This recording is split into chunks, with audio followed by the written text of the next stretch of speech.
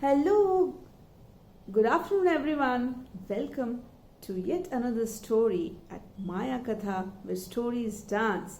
I am Miss Aditi Lahiri, and today I am going to narrate to you the story of Mambi and the forest fire. You know who Mambi is? Mambi is a monkey who lives in the forest. He lives on a tall mango tree in the middle of the forest. Mambi wasn't very big. You see, he was not a very big monkey, but he had a very big smile. She was also quiet and a bit shy. When Mambi was excited, which was very often, her round eyes sparkled and her long tail swished from side to side. On the highest branch of the same tree lived Coco the crow. Coco loved to chatter away without a stop about all the places she could fly to and how clever her baby birds were going to be. Coco had laid 3 pearly eggs with lots of spots and dots on them. She was going to be a mama crow any day now. Caw, caw, caw. I'm going to fly with my babies to the end of the world, boasted Coco. Don't you wish you could also fly like me, Mambi? With a great flutter, Coco flew from the mango tree to the shady hill next to the cool green lake. Mambi's eyes started to shine. And the very next moment, Mambi tried to fly after her from the same branch, flapping her arms like Coco's wings. But all she could manage was a big cartwheeling tumble straight into the jasmine bush below. Oh! Coco cackled with laughter. Caw, caw, caw! She flew back to the mango tree, dancing in the wind. Mambi watched Coco glide through the sky. I wish I had wings, Mambi said to herself. Then I would fly like Coco. Next to the jasmine bush, there was a shallow pond. It was the home of Tonga the turtle. Tonga was very handsome. His big shell had fine orange patterns and always looked smooth and polished. Tonga never seemed to worry about a thing. Isn't it the hottest day ever, Mambi? Tonga lazily lifted his head above the water as he swam. Care to join me for a dip in the pool? Mambi's tail started to twitch. She stepped into the pond on all fours, but the water sent shivers through her soft brown fur. She didn't like the feel of it one bit. Mambi felt like she couldn't breathe in the water. Panicking and spluttering, she jumped back into the jasmine bush. Tonga chuckled to herself. She dived into the water, sending sparkling silver ripples all over the pond. Mambi watched Tonga sail away, his orange shell gleaming in the sun. I wish I had flippers, said Mambi to herself. Then I would swim like Tonga too.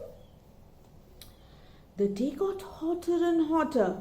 The little pond almost dried up in the blazing sun. All the animals tried to find cool spots in the forest, but there was no shady bits left. The deer crowed in the terrible heat. Oh! And the parrot squeaked loudly. Squeak, squeak.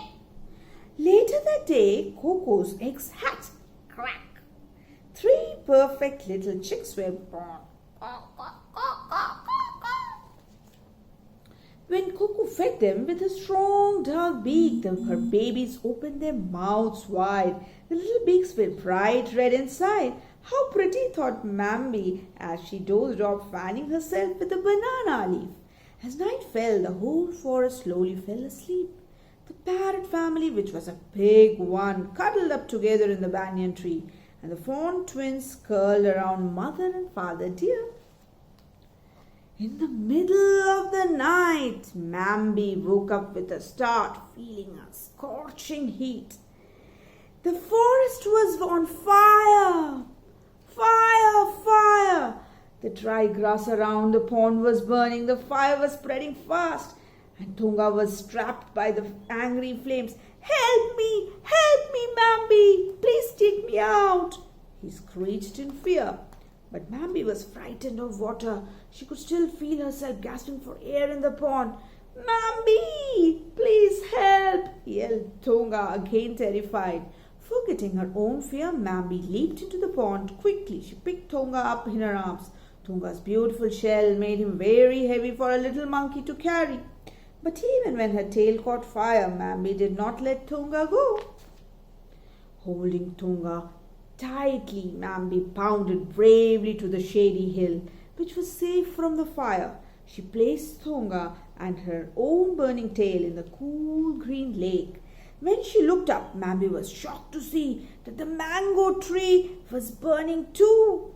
Coco yelled, "Mambi, caw, caw! You need to fly out of the tree with your babies now." "I can't," cried Coco. "Caw! My babies are too young to fly." By now, all the trees were crackling with fire. Mambi was very scared. She didn't know what to do. She could still feel the sharp sting of the fire burning her tail. She remembered her big fall from the mango tree earlier and how Coco had laughed and laughed as she was falling. "Caw, caw, caw, caw, caw!" But poor Coco was in tears now. "Help!" she called loudly in total panic. Mambi jumped into the red-hot blaze without another thought. She sprang from one burning tree to the next. Racing with the flames, by now she had reached the highest branch of the mango tree. Coco's nest was about to catch fire. But Mambi snatched it away in a nick of the time. She carried Coco's whole nest, babies and all, to the safety of the shady hill next to the cool green lake. "Thank you for saving our lives," cried Coco with tears of joy. "I wish I were as brave as you, Mambi." "You are a marvel," trilled Tonga in awe. "I wish I had your long legs, Mambi. Then I would jump like you." Mambi thought about everything that happened that day, about flying, about swimming, about air and water and earth, and about fire. Then she said something which was very important. You know what she said? She said, "Let's not ever wish we were someone else," Mambi said slowly to her friends, "because each of us has a gift that is very, very special. And you know what that gift is? The gift is each one of us is very special, very unique. Don't you think so? Right? So this story, The Mambi and the Forest Fire, is written by Nandana Devsen. I hope you all enjoyed it. So thank you for listening to the story, dear friends. Bye bye. Have a beautiful day.